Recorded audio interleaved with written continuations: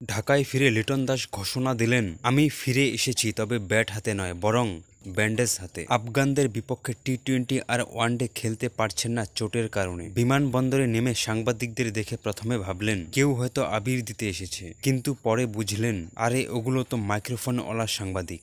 Asia কাপের প্রসঙ্গ উঠতে লিটন একটু দার্শনিক হয়ে বললেন, ভারত পাকিস্তান ম্যাচ মানে ছোটবেলায় টিভিতে দেখি আর ভাবি ইস আমি যদি খেলতে পারতাম, আর এখন ভাবে ইস আমি কেন খেলতে পারলাম না। বন্ধু, আপনিও ইস করে একটি ভিডিওটিতে একটি লাইক আর চ্যানেলটিকে সাবস্ক্রাইব করে দিন। ব্যাটারদের ব্যর্থতা নিয়ে কথা বলতে গিয়ে লিটন এমন ভাব করলেন যেন উনি কোচ, ক্যাপ্টেন আর ফিনিশার সব একাই।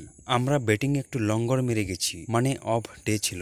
তবে ভারতের স্পিনারদের দেখে মনে হচ্ছিল আমরা যেন স্পিনারদের ফটোশুটে গিয়েছি আর পিচে ছবি তুলে বাসায় ফিরে এসেছি। পাকিস্তানের সঙ্গে ম্যাচের কথায় একটু আশাবাদী লিটন বললেন, টার্গেট দেখে মনে হচ্ছিল চেজ করব, পরে ব্যাটিংয়ে গিয়ে মনে হলো আমরা চিজ খাচ্ছি। নিজের ফর্ম নিয়ে কথা বলতে গিয়ে লিটন একদম কবি স্টাইলে ঢুকে গেলেন। ক্রিকেটে ধারণা নেই, বিশ্বাসও নেই। যেদিন খেলবে সেদিন বোঝা যাবে বলটা ব্যাটে লাগে কিনা। আগামী বিশ্বকাপের আগে দলে পরিবর্তন আনবেন কিনা এমন প্রশ্নে লিটন বললেন, নিউ কামারদের জায়গা আছে, কিন্তু অভিজ্ঞ সিনিয়র লাগবেই। অভিজ্ঞ প্লেয়ার না থাকলে ম্যাচ জিতলেও মনে হয় উঠে বসে কেউ নেই, কই গেল সবাই। সবশেষে ভক্তদের উদ্দেশ্যে এক আবেগগণ বার্তা দিলেন লিটন। তিনি বলেন, আমরা জানি কারো মুখে হাসি ফোটাতে পারিনি, কিন্তু কষ্ট করেছি মন দিয়ে, ব্যাট দিয়ে।